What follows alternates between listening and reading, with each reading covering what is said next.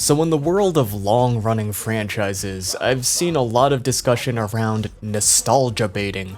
Our nostalgia is being repackaged and sold back to us. It seems like nowadays corporations are starting to prey on the nostalgia of their audiences in order to make bank on reproducing the same old content, or by giving us low-quality products that survive primarily on their nostalgic appeal. That's the narrative we've been told, right? It's the reason you see many contrarians these days, here to save the day by declaring that this thing you liked when you were a kid wasn't actually all that good. Those are the real internet heroes, right? It's because we're sick of the old stuff. Where are all the original and new ideas, am I right, guys? Not quite. Well, what I just said is partially true. Nostalgia has become a huge selling point. There is absolutely no denying that whatsoever. But what if I told you that the nostalgia marketing goes back further than you might think? Hell, it might even go back farther than I think. The point of this video is not so much to pinpoint the origin or find the first piece of media to use people's nostalgia for an existing work as its main appeal. I'm simply here to recount my own personal experience with the media that I've consumed and witnessed people consume over the years. All of this in hopes of showing you how nostalgia bait has always existed. So the prime example people will point to when it comes to the nostalgia bait trend is towards television. What with all the reboots, crossovers, and old characters coming back in their 40s? Hell, some shows have been running for decades. That in its own right kind of demonstrates the power some of these shows have. The Simpsons, Family Guy, SpongeBob, they've just been so ingrained in our culture that we just can't let them go. We can't let it end.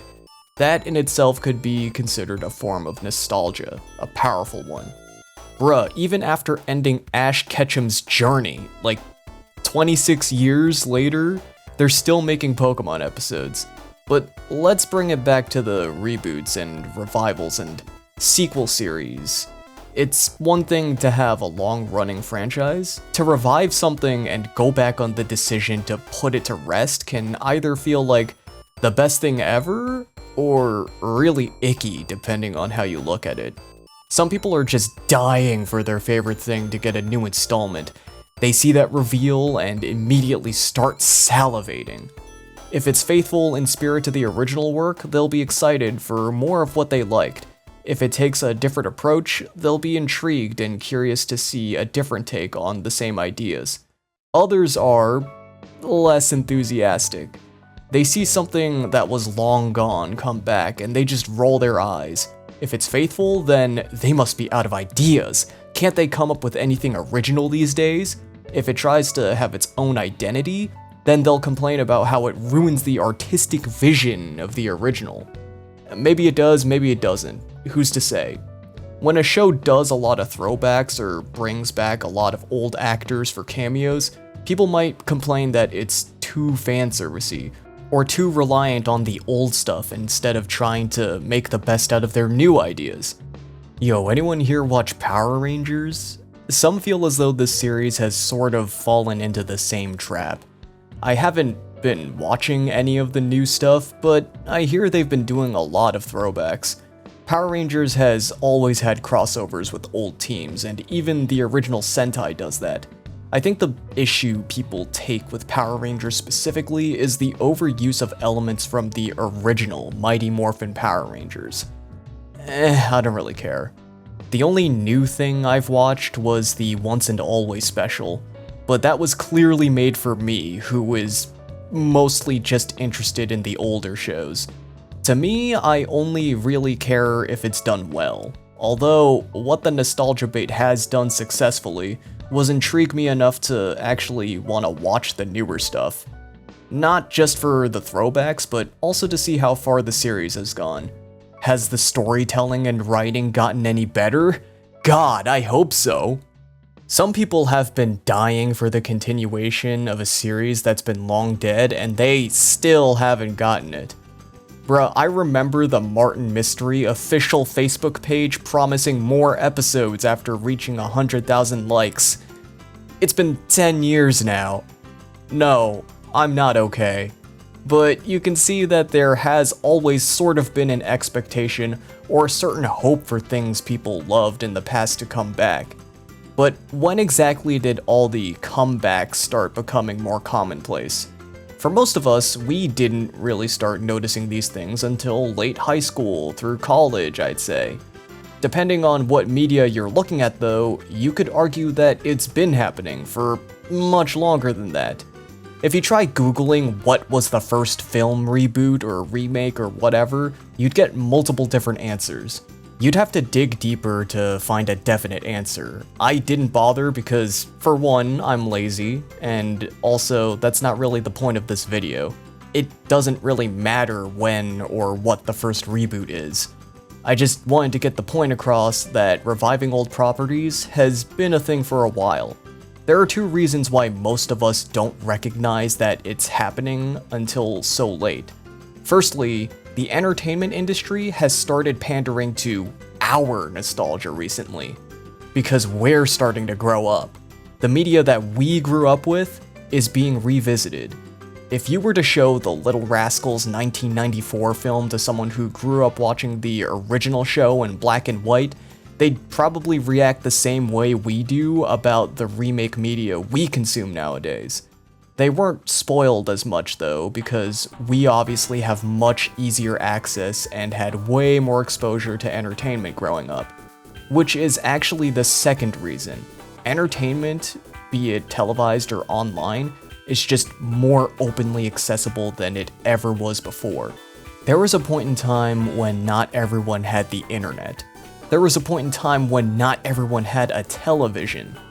We also spend way more time consuming media than the boomers from back then, but if you really need more proof of what I'm talking about here, look no further than the biggest franchise in existence.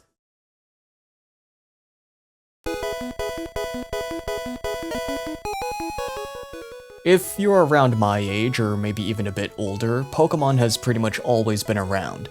Maybe you were around since its very conception. While I didn't start playing the games until the advanced games came out, I am old enough to remember the original Pokemon games. The first 3 generations in their purest, before all the remakes. In fact, I think the 3rd generation is when I really started to miss Kanto and Johto. Hoenn was the first generation where things really started to feel like they changed. Johto was just a complement to Kanto, and it was even on the same system. Under the right circumstances, you can even transfer your old Pokemon to the newer games. Hoenn was completely new territory, completely cut off from your home turf, and the game doesn't let you go back. This is also where the anime would drastically change, even more so than the games for that matter. They got rid of Misty, Ash is actually wearing clothes that make sense for someone always on the move. The outfit change was really jarring for me as a kid. Instead of adding new Pokemon to his team and rotating out the old ones for an epic mega roster, Ash just ditches all his old Pokemon for these new guys, like it's nothing. While I'm able to appreciate all these things more as an adult, as a kid, it was almost kind of scary. We fear change, especially as children. Then came Pokemon Fire Red and Leaf Green. These were the first remakes I had ever seen, period. It was such a wild concept for me. Taking an old game and putting it in the style of the new ones? Mind blown. The intent of the game was probably more towards making old Pokemon available and transferable to the new games, but it fulfilled an itch I had for something closer to the old. I wasn't the only one who liked this, other people did too. And they wanted more. People wanted Johto remakes next. They wanted them real bad. You know how many advanced Johto ROM hacks there were? It was mainly just 2 for me back then, but there might have been more. In the very next generation, people were foaming at the mouth when they saw Jasmine and Sinnoh. Oh my god, Johto remakes are coming! And that they did a few years later. Oh boy, you know what that must mean, right? Hoenn remakes must be coming in Generation 5! That didn't happen until Gen 6. Remakes weren't just a nice treat or an appendix for anyone trying to catch 'em all anymore. They were just the norm. They were expected. But then they remade Kanto again. And then the Sinner remakes weren't all too good from what I've heard. There's no doubt in my mind that people are expectantly waiting for Black and White remakes right now as we speak. It's so crazy to think that back when Gens 4 and 5 were new, people were sick of the series, and now people have nostalgia for those games. Perhaps you could view this more as evidence that we've gotten so used to having our nostalgia quenched, rather than it only becoming a trend in recent years. But hey, that's just one franchise.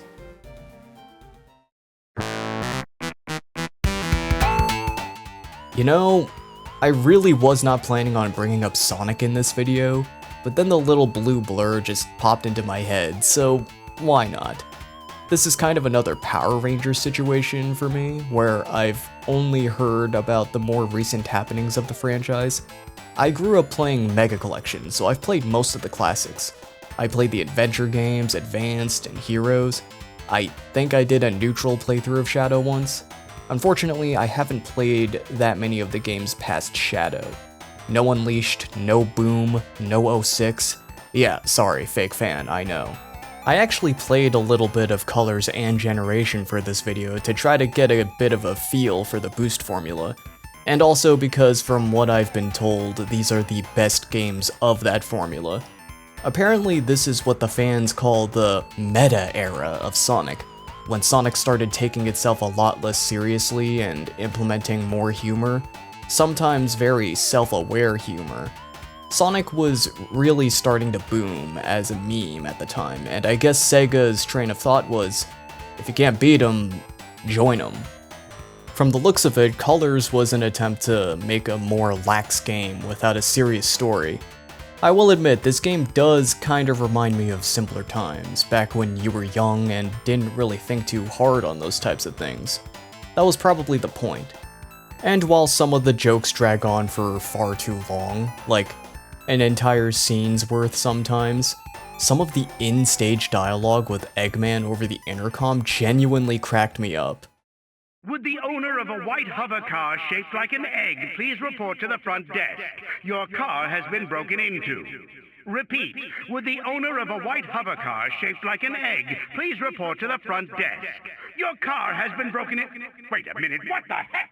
I beat the first zone and the first set of stages in Gameland. Just a fun, mindless game with a few goofs along the way. I don't think people at the time really minded it either, which is probably why this is the mentality they'd stick with for a while. Generations more or less had the same mood. This is apparently where the trend of Green Hill being reused over and over started. Kind of. You can't deny Green Hill's aesthetic hasn't been reused several times before. They were mostly just different in name and music. Again, I feel the nostalgic fulfillment was there. They're just a lot less ashamed of it now than before. Not ashamed enough, probably. It seems as though the success of Generations gave Sonic Team some funny ideas, like they could just feed into people's desire for the old days for easy brownie points with the fans. This would all eventually culminate into Forces, where people just had enough of it. Or maybe that wasn't really the issue. Sonic Mania was released as a homage to the classic games, as well as a tie-in for Forces. I can't attest to the quality of Forces because I haven't played it, and frankly I have no desire to either. I can, however, say that regardless of how much you care about the obscure references and callbacks of Sonic Mania, it is a well-designed and fun game. Again, it seems as though nostalgia marketing isn't the culprit, it's about whether you deliver a good product regardless of that. From the discussion I've had with my Sonic-loving friends, Frontier seems to try to rectify and acknowledge these shortcomings, but no, now it's being too self-aware again. Darn. Maybe you'll get it right someday, Sonic Team. Okay, Sonic tangent over, but you know what?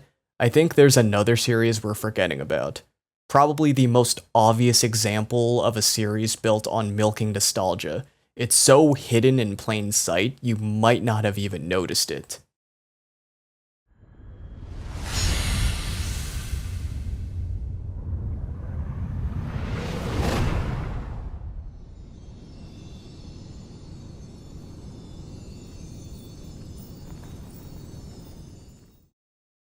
Bruh, this entire franchise is basically built on nostalgia.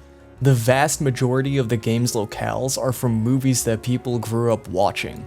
The movies they use are the largest appeal of the game. What, you thought it was the Final Fantasy characters? The ones that like barely exist? Ha! Although I won't deny that they probably played a role in the game's appeal. Disney characters alone aren't gonna sell a game for anyone other than 5-year-olds. This isn't a baby game. This game's for the big kids. You see the main characters? They're teenagers. You see these Final Fantasy characters? Yeah, from those mature games you started playing after you gave up on Pokemon. If they think the game's cool, then you should too. You see, that's the facade. When you actually play through the game though, it's the kiddie stuff you're gushing over. The cheesy humor, going on an adventure with your buddies Donald and Goofy. Bruh, I get to hang out with Donald and Goofy. They're my best friends in this game. You initially set out on this journey with your friends to discover what's out there, to get out of your little bubble and see the real world. Oh yeah? Well, you'll see. I'm gonna get out and learn what's out there. But then, the outside world doesn't turn out to be as friendly as you thought it'd be. In fact, you start to learn about its darker undertones. It's like losing your innocence. Once you've seen shit, there's no going back. I know a common complaint is that the story of Kingdom Hearts gets more convoluted with each new installment. It's honestly kind of funny because as we get older, we start to find deeper meaning in stuff we've consumed, maybe even extrapolating more than what's actually there sometimes, like some kind of pretentious video essayist. We start to have a darker, more jaded view of the world as we grow up. Sometimes we might even lose ourselves in that dark doomerism and be left a shell of our former selves. In a way, Kingdom Hearts kind of parallels the path to maturity. And yet, all the while, you continue to surround yourself and engage with the media you're nostalgic for. You ever notice how with each main numbered title, the Disney worlds become less and less relevant? They're basically just there for copium. You're there for personal attachment. May your heart be your guiding key. When you're feeling down or at your lowest point, your heart will often lead you back to the old movies and games that you love to death. The stuff that made you laugh, the stuff that made you feel shit. You almost kind of have a parasocial relationship with the characters in the media you consume. So many things in Kingdom Hearts are just rooted in nostalgia.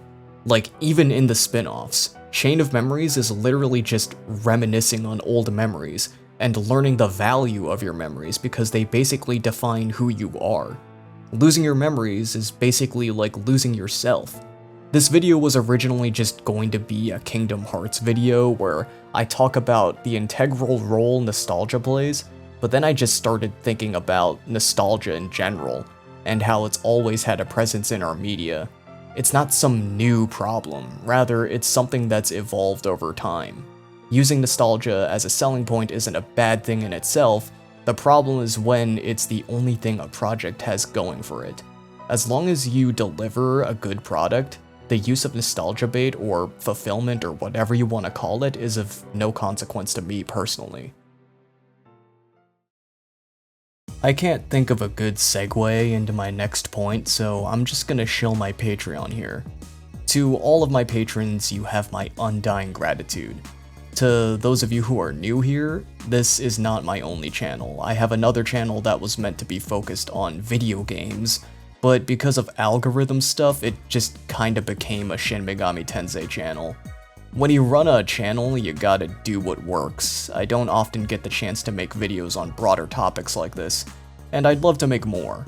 It's because of my patrons that this video was possible.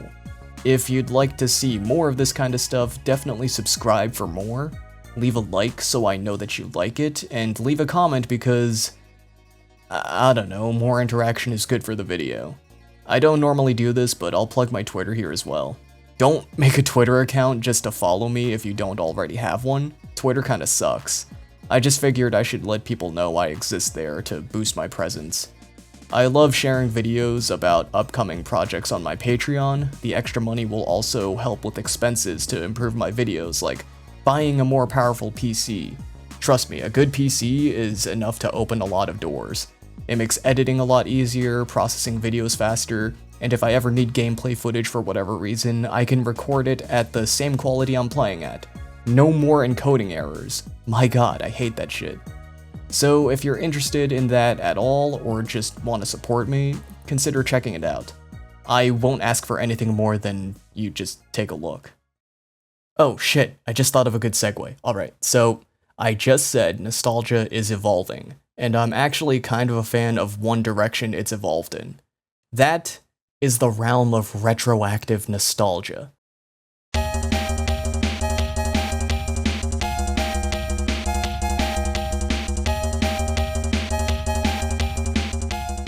So much earlier in the video, I mentioned how the nostalgia bait with Power Rangers piqued my interest and got me to consider watching some of the newer installments of the franchise. Nostalgia bait can also have the adverse effect on people. It can get late joiners of the franchise to explore more of the franchise's history, previous installments, or parent series. This can also be a good incentive for reboots, remakes, and remasters of the sorts in stuff like video games. I see this a lot with the Megami Tensei franchise. Many people start with Persona 5 and work their way backwards. I started with Persona 3, a game that very much embodies the era of my childhood, but not a game I was old enough to play at that time. It's a pretty big part of why I was drawn to play that one first rather than starting with 4. I was also too cheap to buy a PS4 at the time, so starting with 5 was, out of the question.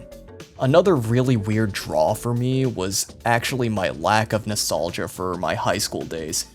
Quite the opposite, really. Believe me, the best thing I have to say about the good classmates I had is... they're nice, I guess. You play as a protagonist that does not come off as the most socially inclined or eager to make friends, often being shown wearing his headphones to drown out the world around him. While the protagonist has no definite personality or character traits, just his implicit demeanor and the position he's in were enough for me to relate. Being put in a situation where you're not particularly interested in meeting new people, but kind of have to, is the exact position I was in when I first started college. I came to like the people I met though, and meeting those people certainly benefited me for my social growth. I still talk to some of those people to this day, actually. For a lot of people, including myself, playing just one of these games becomes a gateway to exploring a whole library of other games. Some of which are well preserved, and some of which aren't so much. This can inspire people to go out of their way to find lost media and preserve it somewhere themselves. I'm sure the same is true for a lot of other franchises too. Sometimes a sequel series might incline people to watch its predecessor, maybe before or after, who knows. Maybe you're like me and you don't even necessarily need that push. There's always been something inherently interesting about exploring older media. Again, it might go back to that cool kid mentality, except you're probably an adult now. This is what the people older than you were into at the time, and you want in on the fun. Or perhaps, more realistically speaking, I should add, retro media has sort of become an aesthetic. It's what people use for their lo-fi beats videos. In the present day of digitally drawn and colored animation replacing the physically hand-drawn and hand-colored animation, we might sense a different kind of soul or energy exuding from that old-school stuff. I can't really put it into better words. In a day and age where people are attempting to hijack the supply and demand of art using AI, the retro art style becomes even more alluring to some people. The AI discussion is a topic for a whole other video though, so I digress. Honestly, I have a whole backlog of old anime and old games I want to experience at some point. The whole reason I wanted to make videos was to share my personal journey in experiencing media. And for a lot of people's journeys, nostalgia, or retroactive nostalgia in some cases, has opened new doors for them. While it can be obnoxious for the people who've already been there, done that, seen it a million times, there's no denying that it's played an integral role in keeping old media alive, and more importantly, media preservation. I'm the type of person who thinks that a lot of media deserves to be immortalized, and other people might actually agree with me. People long for ports and remasters of old games for hardware that has long been outdated. While there is a right and wrong way to do it, I think it's all just part of the growing pains. There will always be an obnoxious, predatory way to appeal to any market of interest. Tons of people will try to rip you off with something cheap. It is our job as the consumer to see through those cheap tactics and make it clear that we value the care put into a nostalgic product far more than simply the nostalgia as some kind of marketing mascot. In conclusion, yes, corporate greed is to blame for this too.